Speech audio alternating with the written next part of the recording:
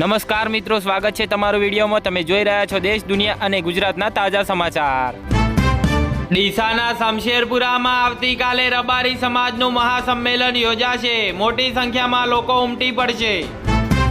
સુરતમાં બુલેટ ટ્રેનની કામગીરી સમયે મોટી દુર્ઘટના। કઠોર પાસે તાપી નદીમાં બોટ પર લોખંડની પ્લેટ પડતા પિતા પુત્રીનું કરુણ મોત થયું। સુરેન્દ્રનગરના વાલેવડામાં દારૂબંધીના મામલે પોલીસ અને ગ્રામજનો સામસામે। ગામમાં ભારેલા અગ્નિ જેવી સ્થિતિ થઈ। વડોદરામાં પરીક્ષાનું ટેન્શન દૂર કરવા 3 લાખ લઈ ભાગેલો ધોરણ 10નો વિદ્યાર્થી કારમાં ગોવાની રિસોર્ટમાં ગયો, બીચ પરથી પકડાયો। વડોદરાના ડુપ્લિકેટ પીએસઆઈના રિમાન્ડ પૂરા, હવે બીજા 2 ગુનામાં ધરપકડ થશે। વડોદરામાં મહિલા ક્રિકેટ મેચ દરમિયાન કોટંબી સ્ટેડિયમના પાર્કિંગમાં કાર આગમાં લપેટાતા દોડધામ મચી ગઈ। ઈડીની મોટી કાર્યવાહી, ગોધરાના મુસ્તાક અને તાહિર સહિત અન્યની ₹14 કરોડની મિલકતો જપ્ત કરાઈ। ગુજરાતમાં સિક્યુરિટીની નોકરી મેળવવા માટે એમપીના ભીંડ જિલ્લાના કલેક્ટરના નામે બોગસ હથિયાર પરવાનાનું કૌભાંડ જોવા મળ્યું। વડોદરામાં વિદ્યાર્થી પાસેથી ₹3000 પડાવવાનો મામલો, ટ્રાફિક કોન્સ્ટેબલની હેડક્વાર્ટરમાં બદલી કરાઈ। અમદાવાદમાં વલ્લભ સદન પાસે સાબરમતી નદીમાં માતા પુત્રનો આપઘાત જોવા મળ્યો। અમદાવાદમાં નરોડા પોલીસે સ્પાની આડમાં ચાલતા દેહ વિક્રયનો પર્દાફાશ કર્યો।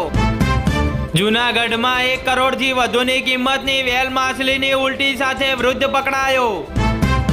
રાજકોટમાં વ્યાજે આપેલા પૈસાની ઉઘરાણી માટે યુવકનો મારકૂટ કરી હથિયાર બતાવ્યો। ભાવનગરમાંથી વર્ષ 2025માં 24 લાખનું ડ્રગ્સ અને 49 લાખનો ગાંજો ઝડપાયો। ભાવનગર ચકચારી બગદાણા વિવાદમાં જોવા મળ્યો, 26 દિવસ બાદ આખરે જયરાજ આહિરની ધરપકડ કરાઈ। સુરેન્દ્રનગરના દસાડાના વાલેવડા ગામે પોલીસ ગ્રામજનો વચ્ચે ઘર્ષણ, પીઆઈએ રિવોલ્વર કાઢે। આણંદના નગરા ગામમાં યુવતીને ધાબા પરથી ફેંકી દેનાર યુવકનું અપહરણ કરાયો। ધોળકાના કૌકા ગામે લગ્ન પ્રસંગમાં 38થી વધુ લોકોને ફૂડ પોઈઝનિંગ થયું।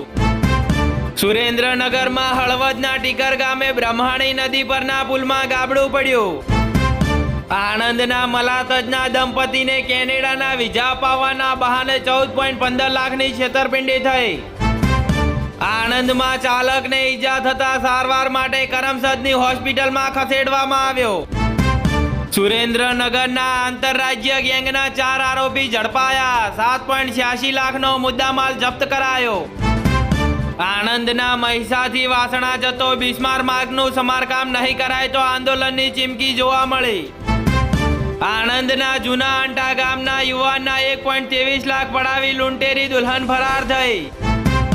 અમદાવાદમાં ઉતાવળે કરેલી કાર્યવાહીનું પરિણામ, પ્રભુદાસ ઠક્કર કોલેજને સીલ મારવા ગયેલી કોર્પોરેશનની ટીમ પરત ફરી।